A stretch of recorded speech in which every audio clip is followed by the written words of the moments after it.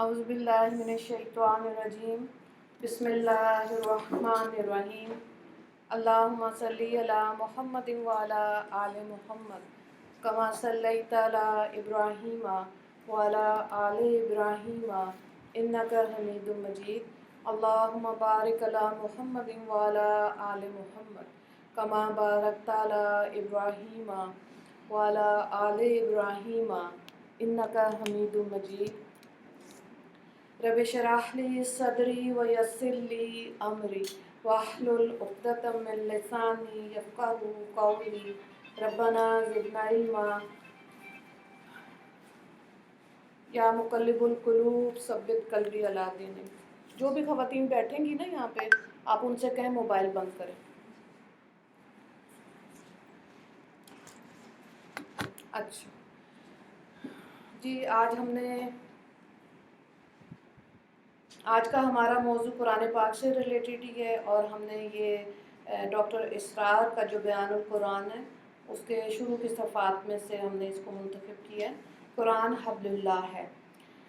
قرآن حبل اللہ ہے تو اس کے کیا معنی؟ حبل کے ایک معنی رسی کے ہیں، اور یہی اصل معنی ہے۔ سورہ لہب میں یہ لفظ آیا حبل من مسد، یعنی مونج کی بٹی ہوئی رسی۔ امام راغب رحمہ اللہ نے اس کی تعبیر کی ہے، یعنی کسی شے سے جڑنے کے لیے، اور جس شے سے جڑا جائے اس کے لیے استعارتاً یہ لفظ استعمال ہوتا ہے۔ استعیر للوصل ولکل ما یتوصل بہ الی شیء۔ عہد، قول و قرار، میثاق دو فریقوں کو باہم جوڑ دیتا ہے۔ ظاہر ہم نے زندگی میں دیکھا، جب انسان وعدہ کرتا ہے تو وعدہ دو لوگوں میں ہوتا ہے، دو جماعتوں میں ہے، تو وہ اس کو پورا کرتے ہیں۔ چنانچہ یہ لفظ عہد کے معنی میں بھی آتا ہے۔ قرآن کریم میں یہ ایسے عہد کے لیے آیا جس سے کسی کو امن مل رہا۔ ٹھیک ہے، نارملی جتنے بھی عہد کی بات آ رہی ہے تو اس کے اندر انسان کے لیے سکون اور راحت ہوتی ہے، حفاظت اور ایمان حاصل ہوتا ہے۔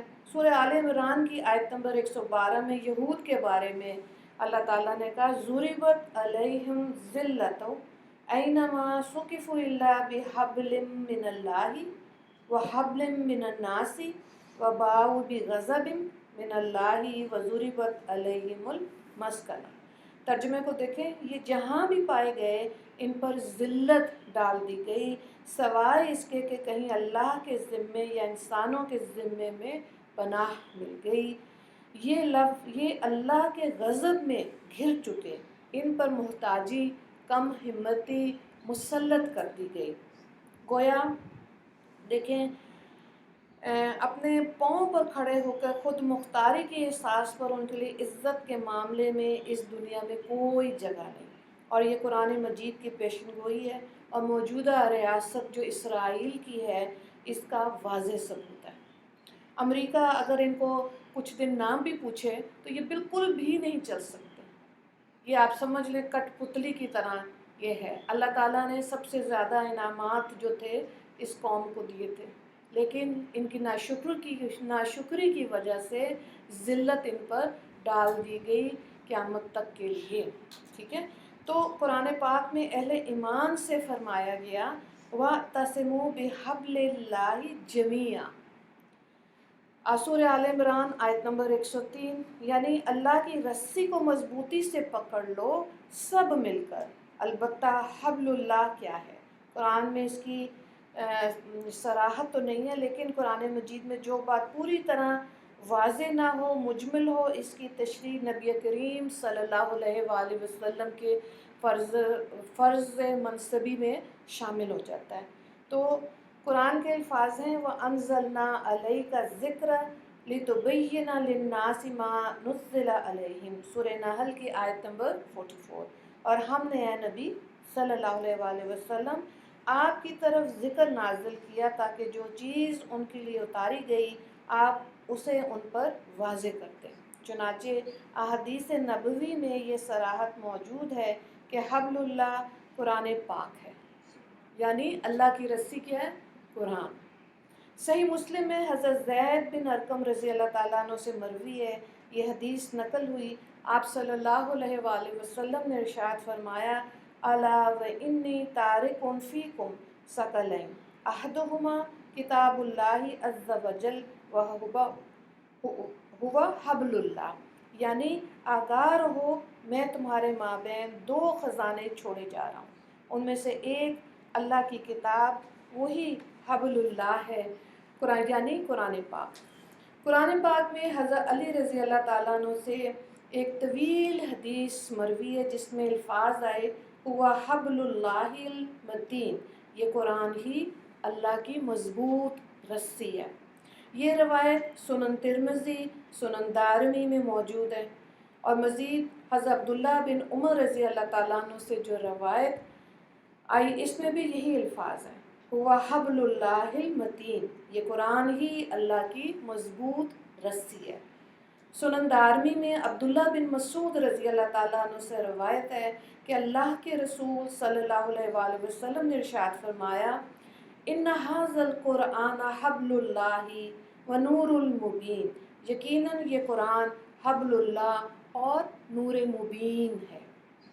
اب دیکھیں اللہ کی رسی کس اعتبار سے کہا جائے، اس کے دو پہلو ہیں۔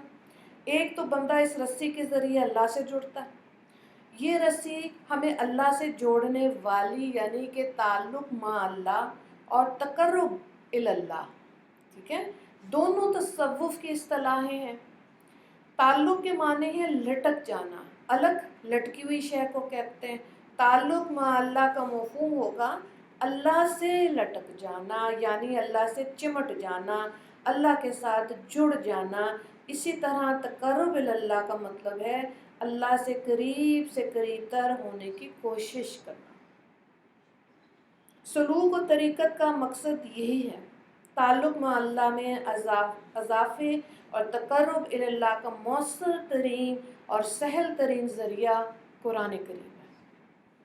اس اعتبار سے دو حدیثیں، ایک کے راوی حضرت عبداللہ بن مسعود رضی اللہ تعالیٰ عنہ، حدیث کے الفاظ ہیں القرآن حبل اللہ ممدود من السماء الی الارض، یہ قرآن اللہ کی رسی ہے جو آسمان سے زمین تک تنی ہوئی ہے۔ یہی الفاظ حضرت زید بن ارقم رضی اللہ تعالیٰ عنہ سے مرفوعاً بھی روایت کیے گئے، یعنی اگر اللہ سے جڑنا ہے، اللہ سے تعلق قائم کرنا ہے تو اس قرآن کو مضبوطی کے ساتھ تھام لو، اس سے تم اللہ سے جڑ جاؤ گے، اللہ کا قرب حاصل کر لو گے۔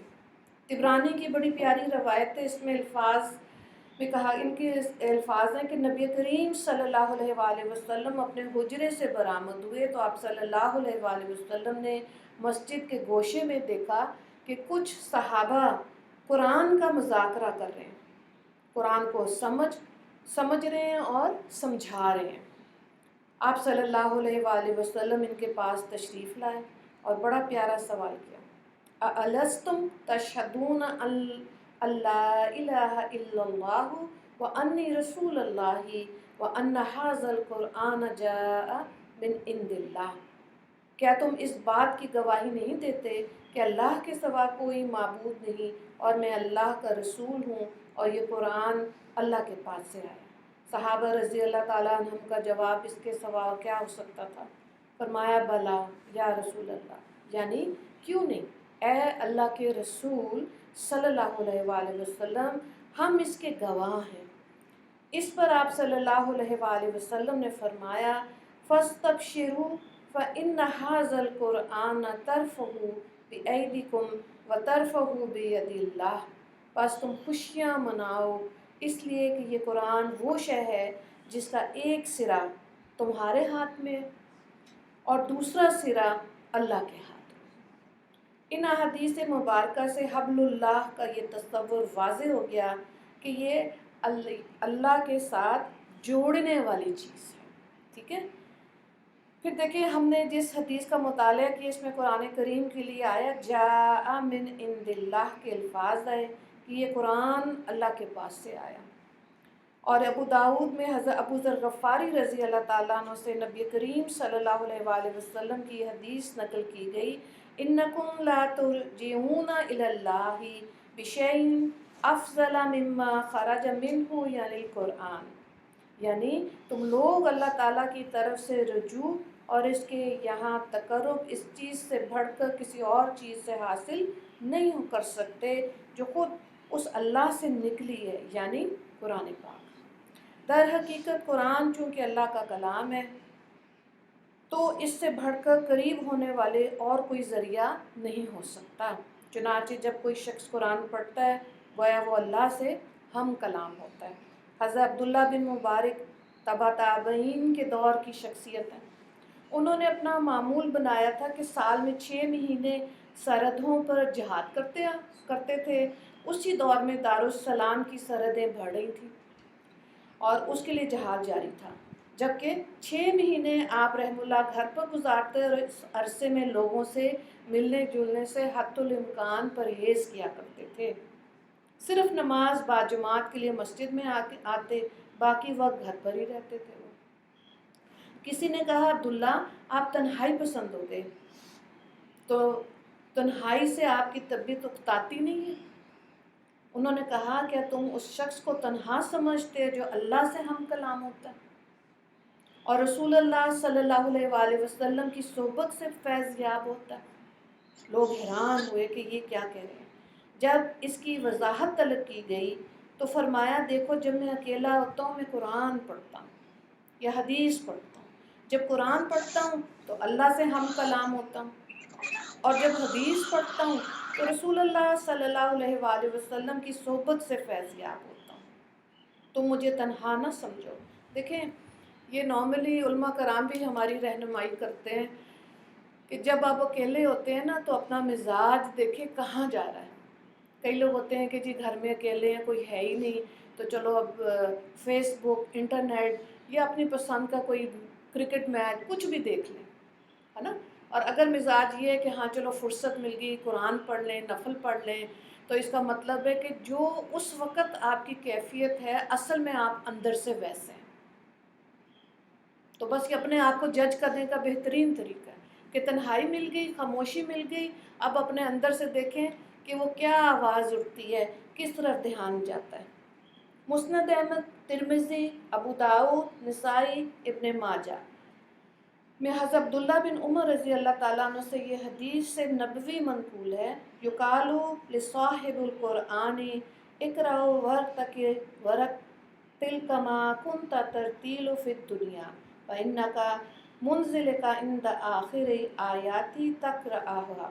قیامت کے دن صاحب قرآن سے کہا جائے گا قرآن پاک پڑھتا جا اور جنت کے درجات پر چڑھتا جا، اور ٹھہر ٹھہر کر پڑھ جیسے کہ دنیا میں ٹھہر ٹھہر کر پڑھتا تھا، بس تیرا مقام وہی ہے جہاں آخری آیت پر پہنچے۔ اب یہ حدیث پاک تو ماشاءاللہ اتنی حوصلہ افزا ہے جو حافظ ہیں، ہے نا، جو قرآن کو پڑھتے ہیں، یقیناً اللہ تعالیٰ ان کے لیے بھی جو دنیا میں قرآن کو پڑھ رہے ہیں، پڑھا رہے ہیں، جو سیکھ رہے ہیں، سکھا رہے ہیں، ان کے لیے بھی بہت حوصلہ مند یہ حدیث پاک، یعنی کہ اتنا ضروری ہے قرآن کے ساتھ تعلق مضبوط ہونا۔ آپ دیکھیں جتنے بھی لوگ جو ہمارے بزرگ ہیں پارٹیشن کے وقت پاکستان میں آئے، ان کو باقاعدہ کوئی معلم نہیں ملا، کوئی استاد نہیں ملا، تو ان کا قرآن جب سنے نا بزرگوں کا تو ان کا تجوید کے ساتھ نہیں ہے، انہوں نے ناظرہ پڑھا جیسے جس نے پڑھا دیا، ہے نا۔ اب جب ہمارے پاس اویلیبلٹی ہے، اتنی سارے طریقہ کار موجود ہیں کہ ہم اپنے قرآن کے تلفظ کو بہتر کر سکتے ہیں، تو اس کو کرنے کی کوشش کرنی چاہیے۔ فرشتوں کو اللہ نے قرآن کا علم کوئی نہیں دیا، جہاں کہیں قرآن پڑھا جاتا ہے فرشتے سنتے ہیں، اور جب تجوید کے ساتھ قرآن پڑھا جاتا ہے اللہ تعالیٰ خود سنتے ہیں۔ تو عربی زبان سے انسیت اور محبت ہونی چاہیے، یہ جنت کی زبان ہے، ہمارے نبی صلی اللہ علیہ وآلہ وسلم کی زبان ہے، اس لیے اس کو سیکھنے کے لیے کوشش کرنی چاہیے۔ آج جیسے دیکھیں ہم انگریزی کے لیے کتنا زیادہ ایفرٹ کی جاتی ہے نا بچوں کو، کہ کیونکہ ایجوکیشن باہر کے ملک میں بھی انٹرنیشنل لینگویج کیا ہوگی انگلش، ہو سکتا ہے آنے والے وقت میں اگلے 10-20 سالوں میں چائنیز لینگویج انٹرنیشنل ہو جائے، نہ چاہتے ہوئے بھی سیکھنی پڑے گی ہمارے بچوں کو، کیا ان کے آگے بچوں کو ہو سکتا ہے وہ یہ اسی پر اتنی ایفرٹ کر رہے ہوں، کیونکہ دنیا میں رہنا ہے یہ محنتیں کرنی پڑے گی۔ لیکن دنیا میں جتنی دیر رہنا ہے اتنی محنت دنیا کے لیے کریں، اور آخرت میں جو چیز کام آئے گی وہ جب تک قرآن کو کھولیں گے نہیں، اس کو پڑھیں گے نہیں، کیسے سمجھ آئے گا کہ اللہ تعالیٰ ہم سے کیا چاہ رہے ہیں؟ اس لیے خوش قسمت ہیں وہ گھرانے جہاں پہ قرآن کو پڑھا جاتا ہے، اس کا مطلب سمجھا جاتا ہے اور اس پر عمل کی کوشش کی جاتی ہے۔ یہی لوگ ہیں جن کی وجہ سے پوری دنیا میں جو خیر و برکتیں ہمیں نظر آتی ہیں، کیونکہ پچھلی جو کتابیں ہیں وہ منسوخ ہو چکی ہیں، تورات بھی، انجیل بھی، اور جو حق کتاب ہے وہ قرآن۔ اس لیے بہت ضروری ہے اس کو پڑھنے کے بعد آگے پڑھایا جائے، ٹھیک ہے۔ اب یہاں پہ دیکھیں اس حدیث پاک کو ہم نے، یہ بہت حوصلہ افزا حدیث ہے۔ پھر اس کی مثال آپ دیکھیں تو جیسے قرآن کے لیے ایک بڑی اچھی مثال ادھر ڈاکٹر صاحب نے، ڈاکٹر اسرار احمد نے دی ہے کہ اگر پیراشوٹ کی مثال سامنے رکھیں تو ایمانیات اس قرآن کے ساتھ اس طرح جڑے ہوئے ہیں جس طرح پیراشوٹ کی چھتری کی رسیاں نیچے آ کے ایک جگہ جڑ جاتی ہیں، ٹھیک ہے۔ جب پیراشوٹ کھلتا ہے تو اس کی چھتری کس قدر وسیع ہوتی ہے، لیکن اس کی ساری رسیاں ایک جگہ آ کر جڑی ہوئی ہوتی ہیں۔ بلفظ دیگر ایمانیات کے جتنے بھی شعبے ہیں وہ سب کے سب قرآن کے ساتھ منسلک ہیں۔ چنانچہ قرآن پر یہ یقین مطلوب ہے کہ انسانی کلام نہیں ہے بلکہ اس کا سرچشمہ، منبع وہی ہے جو روح کا منبع اور سرچشمہ ہے۔ یہ کلام اپنے ذات باری تعالیٰ ہی سے صادر ہوا اور میری روح بھی اللہ ہی کے امر کن کا ظہور ہے۔ تو ظاہر اب اس کی غذا جو ہے روح کی وہ کیا ہوئی؟ اللہ کا کلام، ہے نا۔ اسی لیے آتا ہے قرآن پاک میں بھی کہ پریشانی ہے، مشکل ہے، ہر چیز میں الا بذکر اللہ تطمئن القلوب، یعنی کہ روح کو سکون اللہ کا کلام، اللہ کا ذکر ہی دے گا، اتنا جڑا ہوا ہے، ٹھیک ہے۔ اچھا آج یہ منتخب تو کر لیا لیکن مجھے پتا تھا یہ تھوڑا سا مشکل ہے، لیکن میں نے کہا آسان چیزیں بہت ہوگی، 3-4 سال آپ نے سنی ہے، تھوڑا سا لیول اوپر کر لیں ذرا، اس لیے اس کو یاد کیا، لیکن میں کوشش کر رہی ہوں کہ آپ تک تھوڑا سا اس کو ایزی بھی کر دوں، بہرحال اللہ کی مدد سے ہی ہوگا۔ اچھا اس انداز سے قرآن پر یقین، اللہ تعالیٰ پر یقین، قرآن لانے والے نبی صلی اللہ علیہ وآلہ وسلم پر یقین بے حد ضروری ہے۔ جب انسان کے اندر یہ یقین کی قوت آ جاتی ہے نا، تو اب آپ دیکھیں کہ جیسے بزرگان دین کہتے ہیں جتنا آپ خدا کو سوچیں آپ کو اللہ اتنا ہی بڑا محسوس ہوگا۔ جتنے لوگ آپ اس شہر میں رہتے ہیں، لاہور میں، پاکستان میں رہتے ہیں، کتنے ملک ہیں، بر اعظم ہیں، سب کا رب اللہ ہے۔ ہاں مذہب اپنے اپنی پسند کا ہے، لیکن اللہ کو ہر دل کے حال کا پتہ ہے، اللہ کتنا عظیم ہے، کتنا بڑا ہے۔ اب یہاں سے مایوس نہیں ہونا چاہیے انسان کو۔ یہ یقین کامل پیدا کرنے کے لیے بعض لوگ بڑا زندگی میں سفر لمبا بھی کر لیتے ہیں اور بعض لوگ جلدی سمجھ جاتے ہیں، ہے نا۔ جیسے وہ کہتے ہیں اللہ نے کہا ہے، بات ختم، کافی۔ بعض لوگ کہیں گے جی دلیل دیں، کہاں لکھا ہوا ہے، پھر یقین کریں گے، ہے نا۔ تو یہ جو سفر ہے نا انسان کا یقین کامل والا، یہ کبھی جلدی پورا ہو جاتا ہے، کبھی یہ لمبا ہو جاتا ہے۔ اسی لیے پھر انسان کا قرآن پہ اچھا وہ اتنا یقین یا اچھے اعمال یا ایمان سمجھ ہی نہیں آتا، اس میں دیر لگ جاتی ہے۔ اور اس کے لیے کیا ہے؟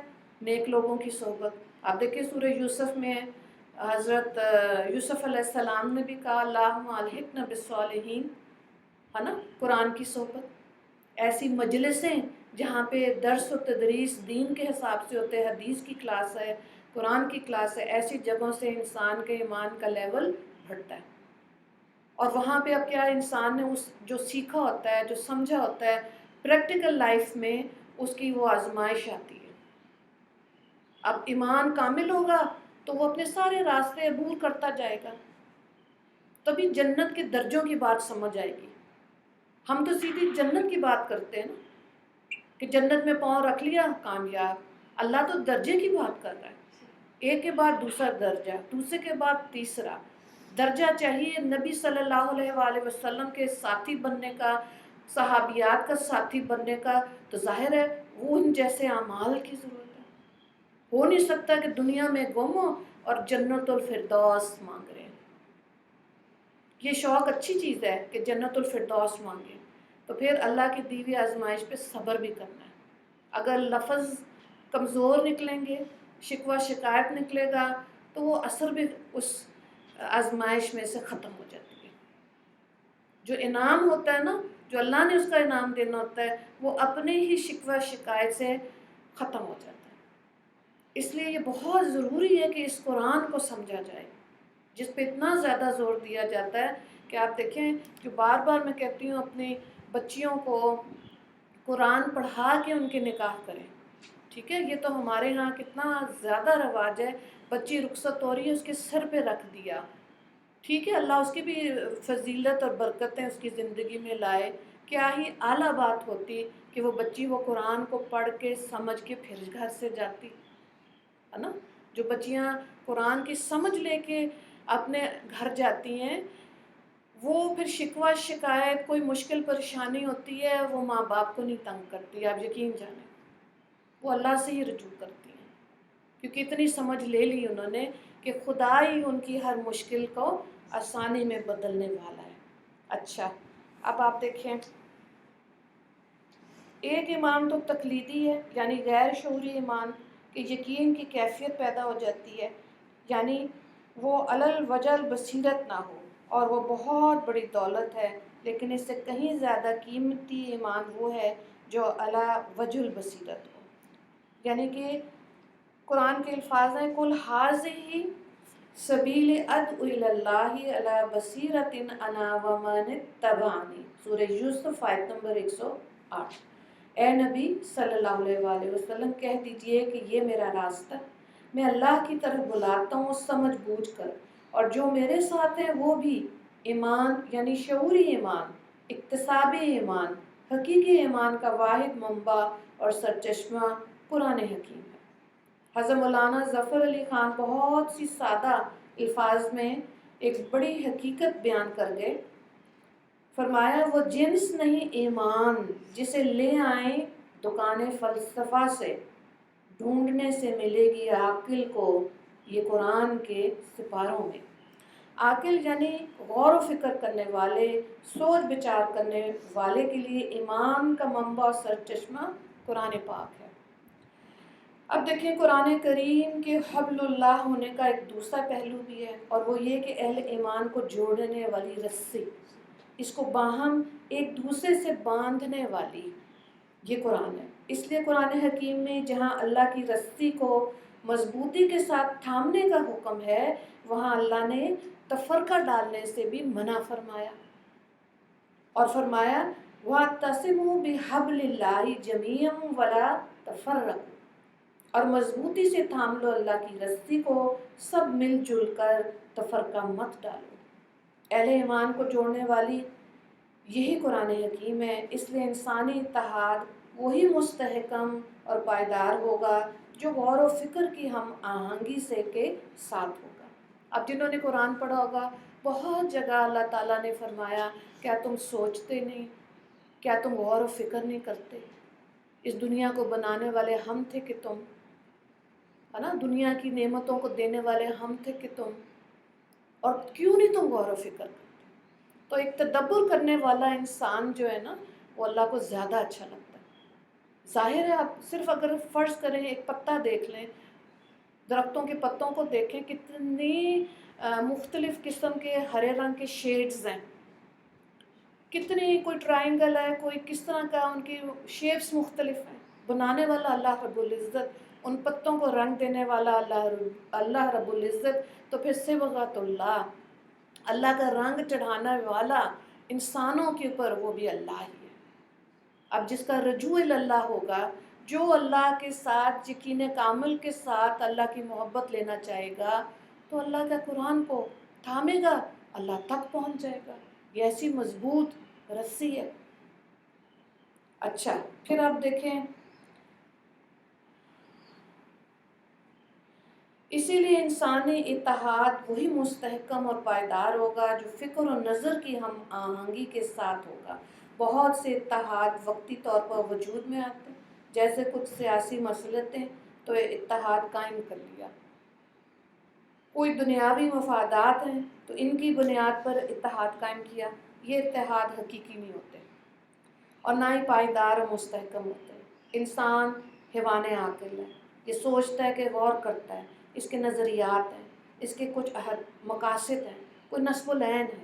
نظریات، مقاصد، نصب العین کا بڑا گہرا رشتہ ہوتا ہے۔ تو جب تک ان میں ہم آہنگی نہ ہوگی تو اتحاد پائیدار اور مستحکم نہیں ہوتا۔ اب آپ دیکھیں جن کو اپنے مقصد حیات کا پتہ ہے، وہ نہیں کہیں ڈیل ڈول آتی ان کے اندر، وہ اپنے مقصد کو اچیو کرنے کے لیے پورا زور لگا دیتے ہیں، ہے نا۔ اب آپ اس میں دنیا کا مقصد بھی دیکھ لیں، دنیا میں بھی کتنے کتنے ایسے لوگ گزرے ہیں جنہوں نے وقت کو صحیح استعمال کر کے اپنے ٹارگیٹ کو اچیو کر لیا۔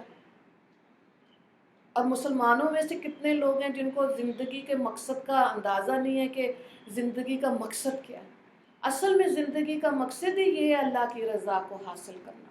کیسے حاصل کریں گے؟ حبل اللہ، اس رسی کو مضبوطی سے پکڑنا پڑے گا، تبھی تو ہم اس کے اندر دیکھیں گے کہ گھریلو زندگی کو کیسے گزارنا ہے، معاشرتی زندگی کو کیسے گزارنا ہے، حقوق اللہ کیا ہیں، حقوق العباد کیا ہیں، اور نہیں پتہ ہوگا تو پھر مقصد حیات زیرو۔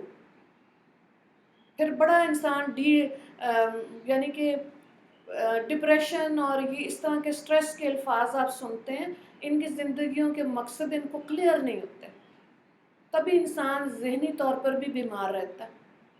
جب مقصد ہوتا ہے نا اسٹرانگ، تو بس اس کے لیے ہمت خدا ڈال دیتا ہے۔ اب اس نے کیا کرنا ہے؟ اس نے اللہ سے استقامت کی دعا مانگنی ہے، مانگنا ہے کہ یا اللہ یہ مقصد ہے اور اس تک مجھے پہنچا دینا۔ اب وہ اس کی اپنی ہمت خدا دیکھتا ہے، آزماتا ہے، بہت سی مشکلات پریشانیاں آئیں گی، لیکن اندر سے ہمت اسٹرانگ ہوتی ہے، وہ اپنا ٹارگیٹ اچیو کر جاتے ہیں۔ تو یہی بات یہاں پہ ہے، اس اعتبار سے اللہ کی اس رسی کو مضبوطی سے تھامیں گے ہم تو ایک رشتہ اہل ایمان کا اللہ کے ساتھ اور ایک رشتہ اہل ایمان کا ایک دوسرے کے ساتھ۔ جیسے کل شریعت کو تعبیر کیا جاتا ہے، شریعت نام ہے حقوق اللہ، حقوق العباد، اللہ کے ساتھ جڑنے والے سب سے بڑی عبادت نماز، ٹھیک ہے، اور بندوں کے ساتھ تعلق قائم کرنے والی شے زکوٰۃ۔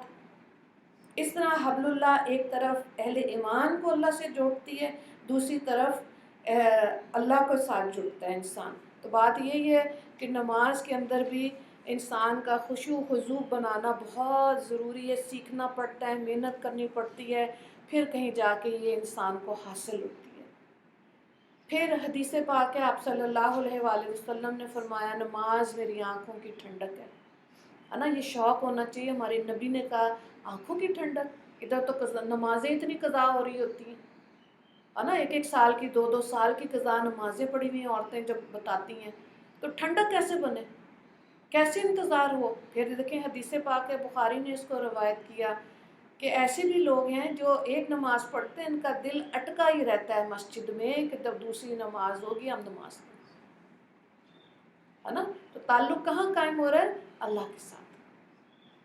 اور زکوٰۃ کی وجہ سے یہ تو جسمانی عبادت ہے نماز اور روزہ، اور جس کو اللہ نے صاحب نصاب بنا دیا وہ زکوٰۃ کے ساتھ لوگوں کو اپنے ساتھ جوڑے، کسی کی بچے کی تعلیم اپنے ذمے لے لیں، اپنی ضروریات پوری ہونے کے بعد، اپنی کٹ ڈاؤن نہیں کرنی، بنیادی ضرورتیں جب ہماری پوری ہو رہی ہوتی ہیں تو پھر کسی اپنے ہی فضیلت تو اس میں کہ اپنے ہی خاندان کی کسی کمزور فیملی کے بچے کی تعلیم لے لیں اپنے ذمے، کسی کی دوائی اس کی میڈیسن لے لیں کہ مہینے کا آپ کا خرچہ ہے، میڈیسن ہم دے دیں گے۔ یہ حقوق، یہ آپ دیکھیں، یہ فی سبیل اللہ بھی کیا جا سکتا ہے، لیکن زکوٰۃ میں کیا ہوتی ہے، بہت ہی زکوٰۃ کے جو حقدار ہیں وہاں تک کیا خیر پہنچ جائے گی، پیسہ پہنچے گا، دل سے دعائیں نکلتی ہیں، ٹھیک ہو گیا۔ تو آگے دیکھیں، وحدت آئین ہی اسلام کی زندگی کا اصل راز ہے، اور ملت اسلامی کی جسد ظاہری میں روح باطنی کی حیثیت صرف قرآن کو حاصل ہے۔ ہمارا قلب زندہ اور ہماری روح تابندہ تو اصل میں قرآن ہی ہے، لہٰذا مسلمانوں کے لیے ضروری ہے کہ قرآن کو مضبوطی سے تھام لیں۔ حبل اللہ یہی ہے، ٹھیک ہے۔ حبل اللہ کے بارے میں مفسرین کے ہاں بہت سے اقوال ملتے ہیں کہ حبل اللہ سے مراد قرآن ہے، کلمہ طیبہ ہے، اسلام ہے۔ یہ ساری چیزیں اپنی جگہ پر درست ہیں، لیکن احادیث نبوی کی روشنی میں اس کا مصادق کامل قرآن ہی ہے۔ قرآن پاک میں ہے وَتَعْتَصِمُوا بِحَبْلِ اللَّهِ جَمِيعًا وَلَا تَفَرَّقُوا کے الفاظ کے بعد فرمایا گیا وَاذْكُرُوا نِعْمَتَ اللَّهِ عَلَيْكُمْ إِذْ كُنْتُمْ أَعْدَاءً فَأَلَّفَ بَيْنَ قُلُوبِكُمْ فَأَصْبَحْتُمْ بِنِعْمَةٍ إِخْوَانًا، سورہ آل عمران آیت نمبر 103۔ اور یاد کرو اپنے اوپر اللہ کی اس نعمت کو جب تم باہم دشمن تھے، پھر اس نے تمہارے دلوں کو جوڑ دیا تو تم اس کے فضل سے بھائی بھائی ہو گئے۔ یہ قرآن ہی جو اہل ایمان کے دلوں کو جوڑتا ہے اور ان کو باہم پیوست کرتا ہے، اور یہ دلی تعلق، دلی ہم آہنگی سے مسلمانوں کو جوڑنے والی شے ہے۔ تو اس لیے ایک تو یہ کہ اس میں یہ نہیں سمجھنا چاہیے کہ بہت مشکل ہے۔ قرآن پاک میں خود اللہ نے کہا کہ ہے کوئی قرآن کو سمجھنے والا، ہم نے اس کو تمہارے لیے آسان کر دیا، ٹھیک ہے۔ اب آپ دیکھیں جو ہم نے پہلے بات کی تھی پارٹیشن سے پہلے، جو ہمارے بزرگ تھے یہ لوگ بہت زیادہ ناظرہ قرآن کرتے تھے۔ آج بھی آپ دیکھیں کتنا قرآن پڑھا رمضان میں تو کیا کہتے ہیں جی 3 ہو گئے، 7 ہو گئے، 11 ہو گئے، اس پہ سپیڈ ہوتی ہے، پڑھتے پڑھتے اللہ روانی بھی دے دیتا ہے۔ لیکن کتنی اعلیٰ بات ہو جائے کہ آپ قرآن کا اردو ترجمہ بھی دیکھیں اور اس کی مختصر سی تشریح سے بات سمجھ جائیں جو ہماری ڈیلی روٹین میں ہمیں فائدہ دے گی۔ اصل چیز یہ ہے، اس لیے اس کو تعلق مرتے دم تک چھوڑنا نہیں چاہیے۔ اور پھر ہم نے یہ بھی پتہ ہے کہ ایک حرف کی 10 نیکیاں ہیں، اور الف لام میم پڑھا 30 ہو گئی، تو رمضان میں کتنی اللہ نے بڑھا چڑھا دی۔ تو اپنے بچوں کو قرآن کے ساتھ جوڑیں۔ جب آپ یہ اس کتاب کے ساتھ جڑ جائیں گے بچے، صبح اس کی تلاوت کریں گے تو پھر اللہ تعالیٰ اس کی برکتیں زندگی کی بہاریں عطا کر دیتے ہیں۔ آج مسلمان زوال پذیر اسی لیے ہیں کہ انہوں نے اپنا تعلق اس کتاب کے ساتھ کم کر دیا ہے یا چھوڑ دیا ہے۔ لیکن جن گھروں میں روزانہ قرآن کی تلاوت ہوتی ہے، جن گھروں میں دروازے کھلے ہیں قرآن کی تعلیمات کے لیے، تو یہ بات نہیں ہے کہ مشکلات آئیں گی، نہیں آئیں گی، وہ حل ہو جائیں گی، وہ جلدی اس میں سے نکل جاتے ہیں۔ وہ گھر پھر اللہ کی رحمتوں کی، برکتوں کی کو دیکھ لیتے ہیں اپنی زندگی میں۔